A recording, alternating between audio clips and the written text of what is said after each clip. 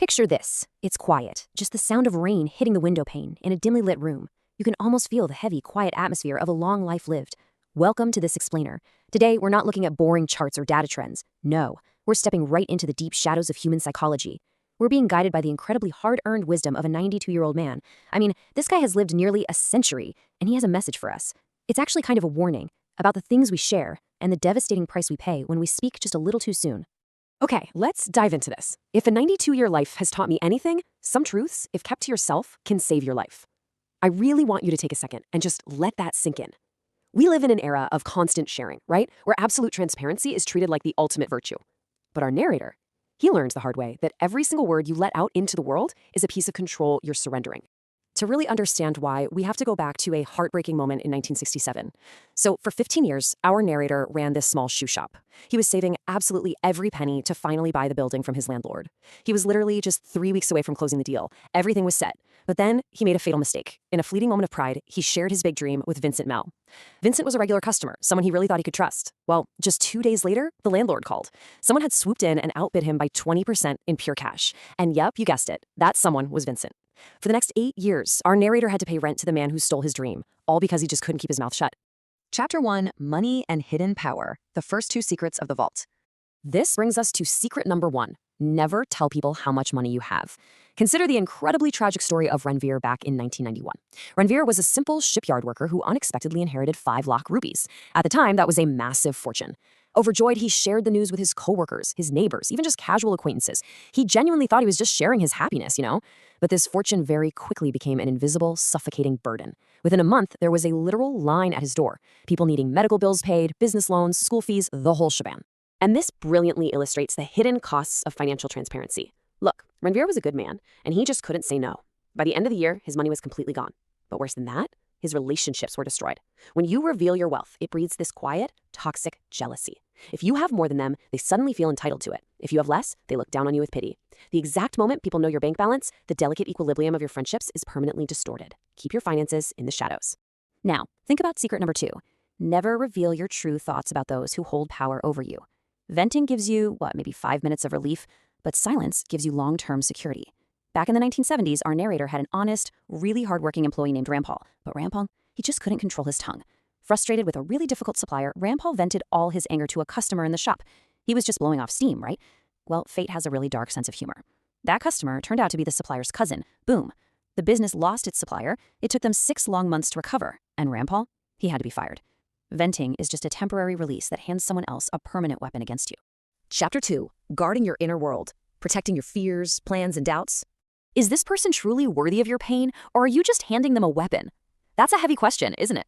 But this is the absolute core of secret number 3. Never reveal your weaknesses and fears unless you have absolute, unconditional trust in the person listening.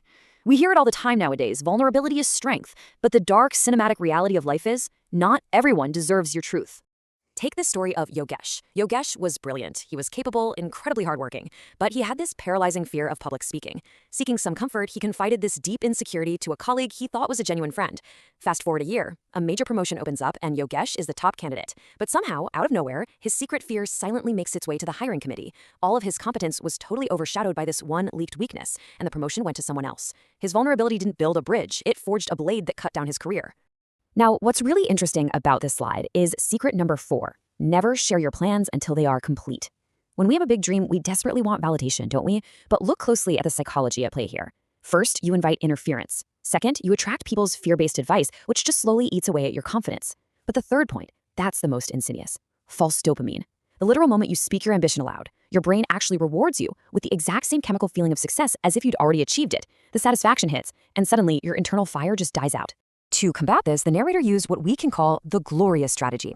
When he decided to marry his wife, Gloria, he told absolutely no one. Not his friends, not his neighbors, not even his own family. He made the decision internally. He did all the heavy lifting in the dark. He secured the ring. He set the date. He only revealed it to the world when it was an unbreakable reality. He completely refused to let the noise, the doubts, and the opinions of others pollute his life's biggest decision while it was still fragile. As this old Italian proverb beautifully states, he who speaks scatters. He who remains silent gathers. It's so profound. You gather power, you gather momentum, and you gather certainty when you work in the shadows. When the time is exactly right, the world will see the results. So the crucial point is this: keep your doubts to yourself. This brings us right to secret number 5. Never threaten to leave, whether it's a job, a home, or a relationship, unless you are fully prepared to walk out that door. Expressing uncommitted doubt shatters trust instantly. The absolute moment you tell your boss you're thinking of leaving, you are no longer the future of that company. You're just a liability. And the deepest cuts happen in relationships, as we can clearly see with Pooja's story. Pooja was unhappy in her marriage, and honestly, she just wanted to give her husband a wake-up call. So she told him she was thinking about divorce. She didn't actually mean it. She just wanted him to try harder. And, well, he did try harder. But that single sentence planted this irreversible seed of paranoia. For the next 10 years, their marriage survived, sure, but the feeling of safety was dead. Every quiet moment, every tiny argument, her husband wondered, is she leaving today? By voicing her doubt instead of making a firm choice, she slowly killed the foundation of her own marriage. Chapter 3: The Fragility of Trust. The Final Secrets of Keeping Others Safe. Secret number 6 is all about becoming the vault. When someone tells you a secret, they aren't just passing along data or information. They are handing you a fragile, delicate piece of their heart that they actively hide from the rest of the world. Treat it as a sacred responsibility, absolutely never as currency for gossip. Because if you leak people's truths, even if they're slightly altered, you might still be surrounded by people, but you will be entirely, completely alone, because no one will ever truly trust you again. The true power of being a vault is so beautifully captured in this memory. On her deathbed, the narrator's wife gave him the absolute greatest compliment of his life. She looked at him and said, "Your greatest quality is that you know how to stay quiet." Think about that.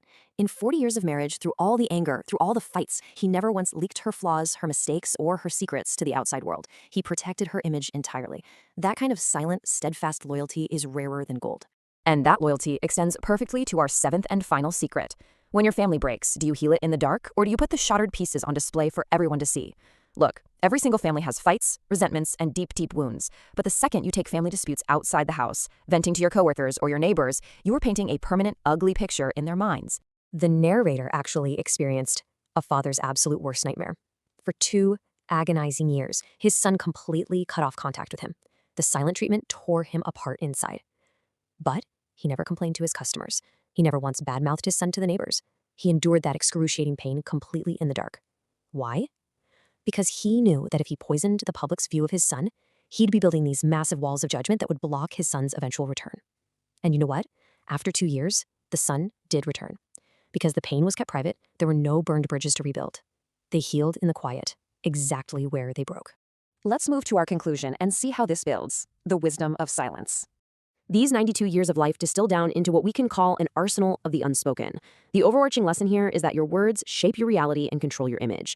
Society sells us this lie that we have to share absolutely everything to be authentic. But as these stories show, transparency can actually be your biggest vulnerability. Limiting what you say isn't about being deceptive, and it's definitely not about building walls around your heart. It is strategic self-preservation. It is about taking ultimate control of your life, your relationships, and your own peace of mind. So I want to leave you with this final, lingering thought. Just look at the words you've spoken today. The texts you sent, the conversations you had. Which ones will be used to build your future, and which ones just handed someone else the hammer?